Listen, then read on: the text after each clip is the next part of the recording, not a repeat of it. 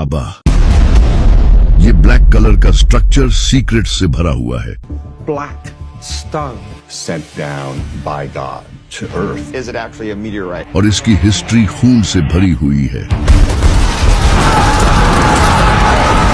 इस काबे का आपके दिल से जुड़ा एक राज है जो कि आज आप जानने वाले हो, तो चलें जानते हैं।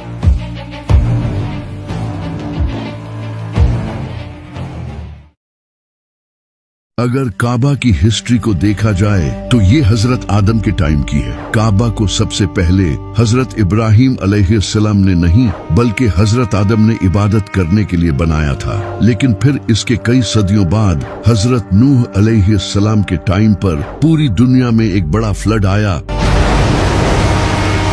जिससे काबा डिस्ट्रॉय हो गया और सिर्फ इसके कुछ निशान रह गए थे जिनका नबियों और फरिश्तों को पता होता था। लेकिन फिर एक दिन इस दुनिया में अल्लाह के खलील का जन्म हुआ, इब्राहिम। हजरत इब्राहिम अलैहिस्सलाम अल्लाह से शदीद मोहब्बत करते थे और उन्होंने अल्लाह के लिए अपनी हर एक अजीज चीज कुर्बान की। हजरत इब्राहिम अलैहिस्सलाम उस वक्त फिलिस्तीन में रहते थे, तो एक दिन अल्लाह ने हजरत इब्राहिम अलैहिस्सलाम को हुक्म दिया कि वो काबा को तामीर करें। हजरत इब्राहिम अलैहिस्सलाम ने जहां पहले काबा था उसके आसार ढूंढे और वहां काबा बनाना शुरू किया। हजरत इब्राहिम अलैहिस्सलाम ने पास के पहाड़ों से पत्थर उठाकर काबा को बनाना शुरू किया। हजरत इस्माइल अलैहिस्सलाम पत्थर ला रहे थे और हजरत इब्राहिम अलैहिस्सलाम पत्थरों से काबे की दीवारें बना रहे थे। जब काबे की दीवारें बन गई तो हजरत इब्राहिम अलैहिस्सलाम एक बड़े पत्थर पर खड़े हुए। उस पत्थर पर हजरत इब्राहिम अलैहिस्सलाम के मुबारक पैरों के निशान छिप गए।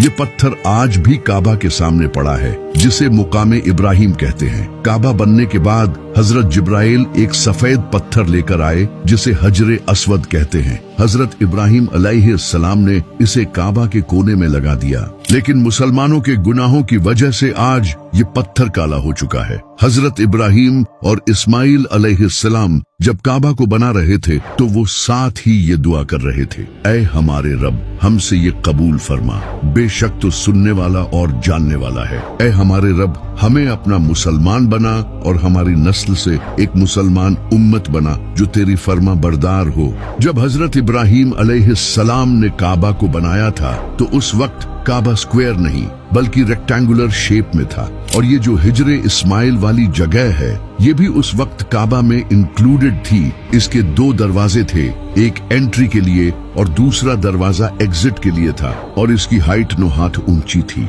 इसके बाद हजरत इस्माइल अलैहिस्सलाम की नस्ल वक्त गुजरने के साथ साथ काबा की देखभाल करती रही और आहिस्ता आहिस्ता लोगों ने काबा में बुत रखने शुरू कर दिए। फिर साल 570 ईस्वी में जब नबी सल्लल्लाहु अलैहि वसल्लम की पैदाइश का साल आया तो इसी साल एक इंसान ने काबा पर हमला करने का प्लान बनाया। इसका नाम अब्राहा था। अब्राहा एक बादशाह था जिसकी यमन पर हुकूमत थी, और वो ये चाहता था कि जिस तरह दुनिया भर से लोग काबा आते हैं इसे छोड़कर लोग यमन में आएं। इसीलिए इसने यमन में एक बड़ा कैथीड्रल भी बनाया, लेकिन लोग फिर भी इसके कैथीड्रल की जियारत करने नहीं आए क्योंकि अरब के लोग काबा को एक बहुत ही इम्पोर्टेंट रिलीजियस प्लेस मानते थे और काबा में इनके बुत भी रखे थे।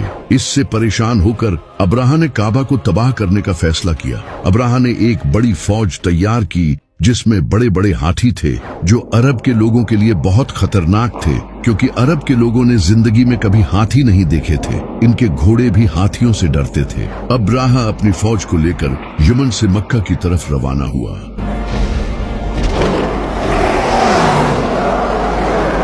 और रास्ते में आने वाले टाउन्स और कबीलों पर कब्जा करता गया। इसी दौरान इसने कुछ ऊंट हथिया लिए, लेकिन इन ऊंटों के मालिक का नाम अब्दुल मुत्तलिब था जो नबी सल्लल्लाहु अलैहि वसल्लम के दादा थे। जब हजरत अब्दुल मुत्तलिब को इसका पता चला तो वो अब्राहा से मिलने गए और इसके पास जाकर उन्होंने अपने ऊंट वापस मांगे। अब्राहा ये देखकर बहुत हैरान हुआ।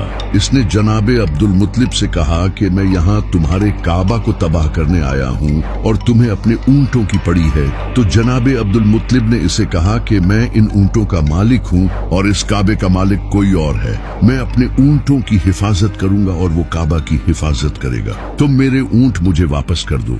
फिर चाहे काबा पर हमला करो। तो अब्राहा ने इनके ऊंट इन्हें वापस कर दिए और वो वापस मक्का चले गए। वहां जाकर वो काबा के पास गए और इसके दरवाजे को पकड़कर कहा, आए अल्लाह, एक इंसान भी अपने घर की हिफाजत करता है तो तू भी अपने घर की हिफाजत कर। خانه توست و ما همه عیال.